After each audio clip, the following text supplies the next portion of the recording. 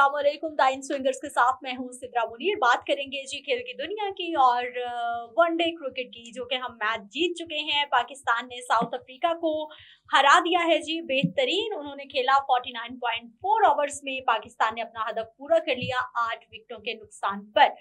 मोहम्मद रिजवान ने बहुत अच्छा खेला, 55 रन बनाए।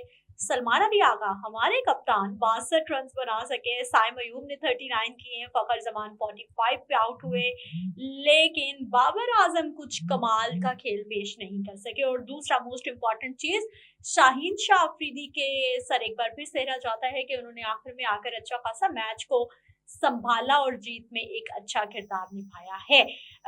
आगे जी, PSL की मीटिंग PCB की जानिब से बुलाई गई वीडियो लिंक मीटिंग थी, जिसमें फ्रेंचाइजीज मालिकान मौजूद थे वीडियो लिंक पर, लेकिन मुल्तान सुल्तान्स के अली तरीन मौजूद नहीं थे, बल्कि उनके एक नुमाइंदा मौजूद थे।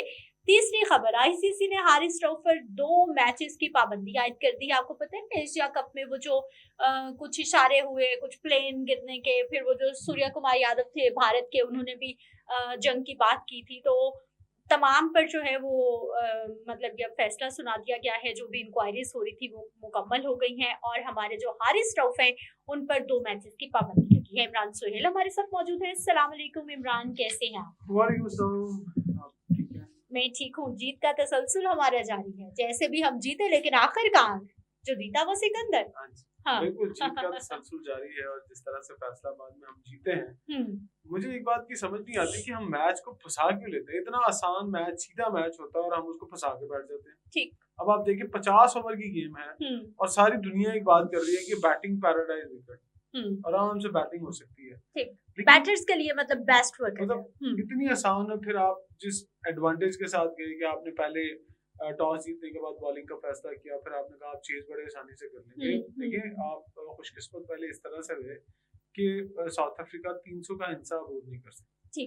अब मुझे एक बात बताएं कि आप आखिरी ओवर 2 बॉलें रहती हैं और 8 विकेटें आपकी गिर जाती हैं और आप ये हिस्सा अबूर करते हैं 265 प्लस का। अब ये अगर हिंसा अबूर करते हुए आखिरी ओवर तक बात पहुंच जाती है और आप 8 आउट करवा बैठते हैं, तो भाई 300 कौन करेगा? 300 वाला तो बहुत दूर की बात है। मुझे तो नहीं लगता कि ये 300 वाला जब आपके सामने फटा आएगा तो आप इस तरह से काम करेंगे।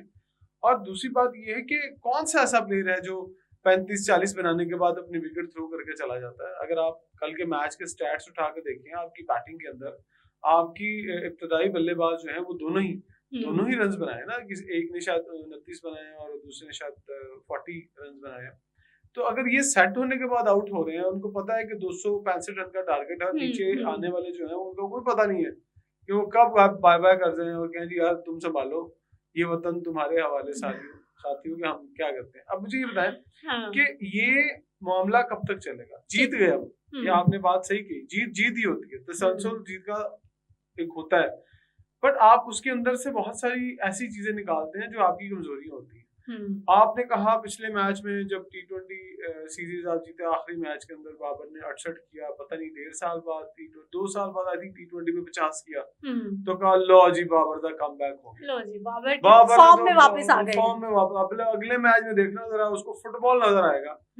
और लिटरली मुझे इतना दुख होता है इस बात का कि जब बाबर की बारी आने वाली होती है तो बाहर बैठे हुए शायकीन ने क्रिकेट दुआएं कर रहे होते हैं, आउट हो जाए बाबर, यार बाबर आउट हो जाए। फैसलाबाद के मैच में भी ऐसा हुआ है कि लोग बाहर दुआएं कर रहे हैं और अपील होती है और वो कहते हैं कि जी यार आउट हो जाए, कोई भी सामने बैट्समैन खड़ा है। मतलब ये खुदगर्जी की इंतहा है कि हम लोग जो है वो पर्सनैलिटीज को लाइक कर रहे हैं और हम पाकिस्तान की जीत के लिए दुआ नहीं कर रहे। इससे देखिए पाकिस्तान अगर आज हारता है ना कुछ चीजें, तो पाकिस्तान की क्रिकेट ठीक नहीं हो रही, तो इसमें रद्देअमल जो अवाम का भी है।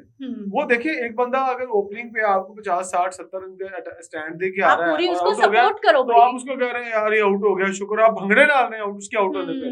और जब बाबर अंदर आता है तो आप भंगड़े डालते हैं, और जब बाबर आउट होके जाता है तो आप घर चले जाते हैं। मतलब जो पीछे हैं वो क्या रेलू कट्टे हैं? वो क्या आपकी समझ में नहीं आते? मैच तो वही जितवा के गए थे, जो पीछे रह गए थे। अगर हम जीते हैं तो जो पीछे आने वाले प्लेयर्स हैं उन्होंने परफॉर्म किया ना, उन्होंने रन्स किए, तो ही आप कुछ करके गए। आप मतलब मुझे लिटरली इतना अफसोस हो रहा था कि फिर वो मुझे उन विजुअल दिखाने वालों पे भी पाकिस्तान क्रिकेट बोर्ड को इसके ऊपर ना एक पॉलिसी बनानी पड़ेगी ठीक। कि आप बाबर को प्रमोट कर रहे हैं या अपनी टीम को डिमोट कर रहे हैं। आपका एक प्लेयर आउट आता है तो पूरा चारों तरफ आप क्राउड दिखाते हैं, मतलब आप बताते हैं कि एक बंदे ने पूरे सिस्टम को हाईजैक किया हुआ।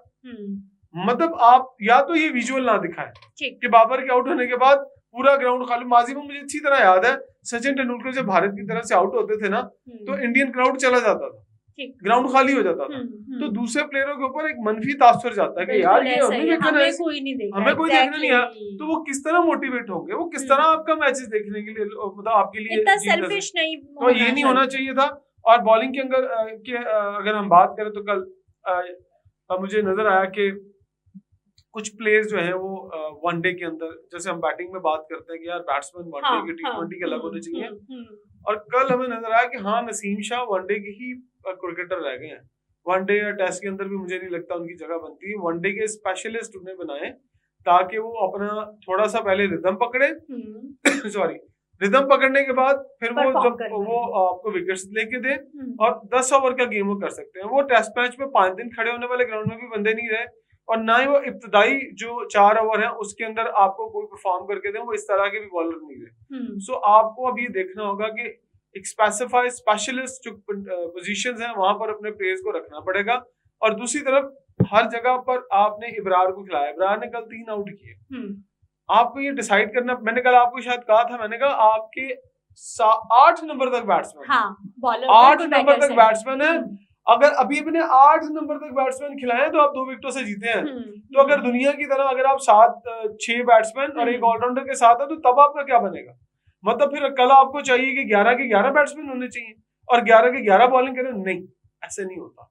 आपको अपनी स्पेशलिटी और स्पेशल जो पोजीशंस है उसके ऊपर एक स्पेशल और तगड़े लोग रखने पड़ेंगे।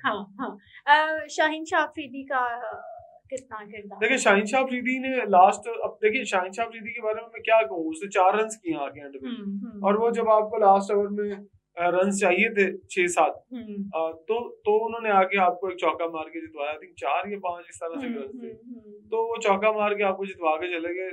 बस ठीक है। हाँ, ये होता कि वो भी आउट हो जाते और उसके बाद आने वाला एक और भी आउट हो जाता, फिर मुश्किल तो फिर आप ये कहते यार इसने क्या कर दिया। सो शाहीन की कल कप्तानी के हवाले से मुझे कुछ स्ट्रेटेजी इसलिए समझ में नहीं आई कि पहले आप विकेट्स गिरा लेते हैं साउथ अफ्रीका की, और बाद में जैसे हमने वो लास्ट में हम रन करवाते हैं, कल भी हमने लास्ट विकेट्स में बिल्कुल ऐसा ही एंड पे जोर लगाया और वो रन हमें हुए, जिसकी वजह से मैच इतना लंबा चला गया और आपके भी 8 खिलाड़ी आउट हो गए। तो उसका भी कसूर नहीं है। अच्छा, मैं कहूँ कि उसका बहुत आला किरदार रहा, कप्तानी बड़ी अच्छी की। भाई आपने अपनी टीम के अंदर 8 बैट्समैन खिला लिए हैं, 3 ऑलराउंडर खिला लिए हैं, बॉलर आप खुद फास्ट बॉलर नसीम शाह को खिला लिया। अगर टीम परफॉर्म कर गई तो बल्ले बल्ले, अगर टीम परफॉर्म नहीं की तो लोग कहेंगे यार नसीम ने क्या किया। यार आप जैसे हम कहते हैं ना, बाबर आउट हो गया तो बाकियों ने क्या किया। चले अब ये ना कहिएगा कि बाबर आउट हो गए थे तो बाकियों ने की था, बाकियों ने कल मैच जितवा दिया था।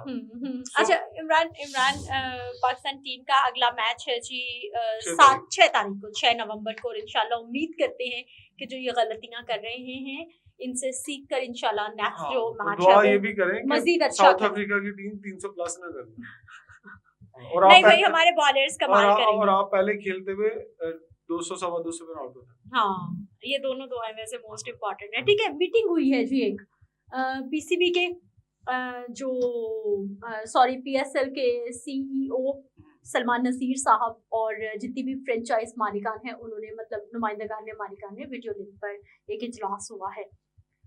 इजलास बड़ा इम्पोर्टेंट रहा है। अली तरीन मौजूद नहीं थे और एक मौका ऐसा आया जो मैं पॉइंट आउट करना चाहूंगी। मुल्तान सुल्तान्स के नुमाइंदे ने ये पॉइंट आउट किया कि आप ये बार बार अहल टीमों के बारे में क्यों कह रहे हैं, अहल फ्रेंचाइजीज के बारे में क्यों कह रहे हैं। देखिए, आपको याद है कि जब पिछले दिनों जहांगीर तरीन साहब के साहबजादे अली तरीन साहब ने पाकिस्तान क्रिकेट बोर्ड के बारे में खुलकर बात की, PSL मैनेजमेंट के बारे में खुलकर बात की, जब आपने शोकॉज नोटिस भेजा। हालांकि ये नोटिस नहीं था भेजना, लेकिन भेजा। फिर भेजने के बाद आपने कहा कि आपने किसी ने दसी ना, आपने अली तरीन को कहा था कि किसी ने दसी ना, लेकिन आपने पूरी दुनिया को बता दिया और आपकी मैनेजमेंट ने सबको बता दिया, और उन्होंने भी आगे से कहा किसी ने दसी ना, और पूरे मीडिया में भी चल गया वो बात भी बताते जाने और आगे ना बताना, किसी को ना बताना। तो मैं तुम्हें बता रहा हूँ बस, और किसी को नहीं बता रहा। आगे ना बताना, सबको बता दिया। और हुआ क्या कि किसी ने वो बात बाहर निकाली और वो जंगल में आग की तरह फैल गई, तरीन तक पहुंची कि यार मेरी तो ये इंसल्ट हो गई है। और ऑब्वियसली 7 अरब रुपए खर्चने वाला बंदा PSL के अंदर वो तो तपेगा। और फिर पॉलिटिकल बहुत स्ट्रॉन्ग ठीक है, बैकग्राउंड हाँ, और वो जब बोले तो फिर कमाल बोले, फिर उनकी दुनिया में बहुत सारे लोगों ने उनको कहा you are the right man, so आपने सही जवाब दिया इनको मौके के ऊपर। तो फिर उसके बाद PSL मैनेजमेंट और PCB थोड़ा नाराज हो गए कि नहीं आपने ऐसा कैसे कर दिया, आपने ये बातें क्यों कर दी मीडिया पे आके, आपको पाबंदी थी। तो फिर उसके बाद ये फैसला किया गया था कि इनका जो फ्रेंचाइज की ऑनरशिप है उसको मुअत्तल कर दिया गया था। तो फिर इस सिलसिले में जब उनके नुमाइंदे ने बात की, और लेकिन ये फिर देखे ना ये वाली बात तो आप साफ कर रहे हैं कि आपको क्लियर इंस्ट्रक्शंस हैं हाई अप्स की जानिब से कि आपने दबा के रखना है, कहते हैं ना पंजाबी में तुन के रखना है, आपने उठने नहीं देना, जो हो रहा है उसको ऐसे ही चलने दें और देखी जाएगी जो होगा। तो फिर इसी तरह से चलता है कि जाहिर बात है। और फिर जब उनके नुमाइंदे ने ये कहा, वो सलमान नसीर साहब ने जो मीटिंग थी ना PSL मैनेजमेंट के हवाले से, जो आने वाले दिनों में जो भी मामला हमने तय करने के कितने मैचेस होंगे कैसे होंगे, उस पे उन्होंने कहा कि मैं अहल फ्रेंचाइजी से बात कर रहा हूँ। मतलब अगर आपके सामने 6 स्टेक होल्डर्स बैठे हैं, ये आपका घर है, ये सारे आपके फैमिली है, कह रहे हैं ना? एक आपकी फैमिली है, फिर आप उनको कह रहे हैं कि मैं आपसे बाद में बात करूंगा तो या तो फिर आप ये मामला उसमें ना छेड़े। आपने जब ये कहा ना अहल, तो जो बाकी 5 थे ना उन्होंने भी सोचा होगा कि यार कल को हम भी नाअहल हो जाएंगे, कल को हमारा हमने और फिर अगर आप नाअहल कर चुके हैं तो फिर आपने उनको वीडियो लिंक पे क्यों लिया? फिर आप 5 के साथ मीटिंग कर लेते ना। आप उनको बुलाते ना। देखिए अली तरीन नहीं आए, अली तरीन नहीं आए, अगर अली तरीन आते तो ये मामला और खराब हो जाता। सो इसलिए वो उन्होंने अपना नुमाइंदा भेजा और उसके नुमाइंदे ने बिल्कुल ठीक बात की।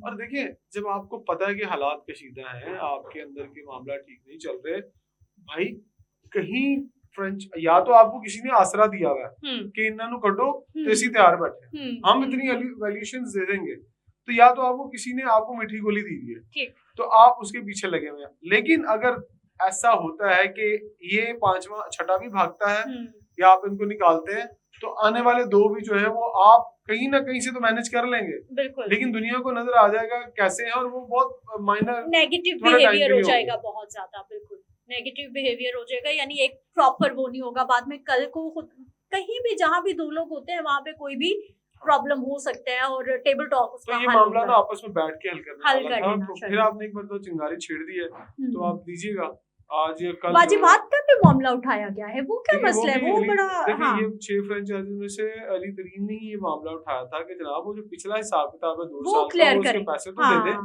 जो हमारे हिस्से में आता है 2 अन्य आते हैं 4 अन्य आते हैं, वो दे तो सही, हमें पता तो चले हमारे हिस्से आ क्या रहा है। अच्छा वो हिस्से जब आएगा तो वो पब्लिक होगा कि अच्छा जी पिछले 2 सालों में फलां फ्रेंचाइज को इतने पैसे बचे हैं। ओके इमरान, वाकई ये बड़ा वैलिड पॉइंट है कि मतलब वो कह रहे हैं कि भाई जितने भी वाजिबात हमारे हिस्से में आते हैं वो हमें दे, तो आप ही यही बात कर रहे थे कि भाई 2 आते हैं 3 आते हैं 4 आते हैं, वो दे तो सही, फिर ही वो पब्लिक होंगे। देखिए यही डर है। अगर फर्ज करें आपने 2 साल का अपना हिसाब किताब किया, आपने कहा फलां फ्रेंचाइज को इतने पैसे बचे, मतलब सारी फ्रेंचाइजी में इक्वली डिवाइड होंगे ना। अगर आपने कहा जी 10 करोड़ रुपया साल का बचा या 20 करोड़ रुपया साल का बचा, जो आने वाला है ना वो बिजनेसमैन है, वो पैसा लेके आ रहा है, वो ये सोचेगा कि हाँ मुझे ये वैल्यूएशन मिल रही है, मुझे मैं ये वैल्यूएशन, अगर मैंने 200 करोड़ या 400 करोड़ या 500 करोड़ खर्चना है, उसके बाद मेरा लॉजिस्टिक है, फिर मेरे प्लेयर्स के पैसे, मैंने प्लेयर्स के ऊपर भी पैसा लगाना है, तो ये सारा पैसा खर्चने के बाद मुझे क्या बचेगा? या तो कोई आपका फाइनेंसर ऐसा आएगा जिसको बचत से कोई गरज नहीं है और वो आपका सेटअप चलाने के लिए अगर कोई फाइनेंसर ऐसा आ रहा है कि वो पैसा इन कर रहा है और उसको बचत भी चाहिए, तो वो आपके सरे चढ़ेगा। अगर ऐसा बंदा आ रहा है कि जो कहता है कि हाँ यार मेरा नाम हो जाए, बहुत सारी कंपनी है दुनिया के अंदर जो ये सोचती हैं कि अच्छा यार मैं अगर इसके अंदर 500 करोड़ की इन्वेस्टमेंट करता हूँ तो मेरी पब्लिसिटी मुफ्त में हो जाएगी, क्योंकि उसका जो इन्वेस्ट का प्लान और पब्लिसिटी का प्लान है वो फर्ज करें 2000 करोड़ का है, तो कहता है यार मुझे तो एक इवेंट से हाइप मिल रही है, अगर मुझे 5 साल के राइट्स मिल रहे हैं तो मेरा एडवर्टाइजिंग का पैसा कम लग रहा है, मुझे हाइप ज्यादा मिल रही है, तो खर्च दो। जैसे माजी के अंदर मैं बात करता हूँ, पेशावर ज़ल्मी, वो प्योर बिजनेसमैन लोग थे, उन्होंने कहा कि उनकी जो प्रोडक्ट थी उसको माजी में इससे भी ज्यादा पैसे खर्चने के बाद इतनी हाइप नहीं मिली थी, लेकिन यू नो वेरी वेल कि पेशावर ज़ल्मी जिस ब्रांड से ताल्लुक रखती है वो ब्रांड जो हायर का ब्रांड है और जो उनके ऑनर थे जावेद अफरीदी साहब, हम्म, उन्होंने उसके बाद अपने बिजनेस को कितना बूम दिया। हम्म, वो आउट ऑफ द वे चला गया उनका बिजनेस ना, मतलब वो उनकी जो मट्टी थी वो भी सोना हो गया। सो आने वाला ब्रांड जो भी सोचेगा वो यही सोच के आएगा, लेकिन उसके लिए आपको अपनी पीएसएल की जो वैल्यू है वो बढ़ाना, उसको ऊपर रखना है। और वो पीएसएल फ्रेंचाइजी ये भी पूछ रही है कि आपने जो टाइटल स्पॉन्सर दिया है 2 साल के लिए, वो किस बिना पे दिया है। क्योंकि जो टाइटल स्पॉन्सर का पैसा आएगा ना, ये वेरी इंपॉर्टेंट पॉइंट आपको बता रहा हूँ कि टाइटल स्पॉन्सर का जो पैसा है ना वो भी इक्वली डिवाइड होना है उसकी फ्रेंचाइजीज को। और वैसे भी 2 साल बहुत लेट है भाई, जो भी बनता है क्या मतलब ये चीजें इतनी लेट कैसे हो सकती है? 2 साल देखिए, हमें तो प्रेस कॉन्फ्रेंस में बताया गया था कि इतने करोड़ बच गए, इतने करोड़ बच गए, लेकिन वो उसका ये समझ नहीं है वो करोड़ बचे कैसे। हाँ, वो और वो कब दिए, किसको दिए, कितने दिए, वो तो कह रहे थे बचे। अब बचे तो हिसाब का भी पता चल जाए ना किस किस को कितने बचे। एक ब्रेक ले लेते हैं, वापस आते हैं, मजीद बात करते हैं।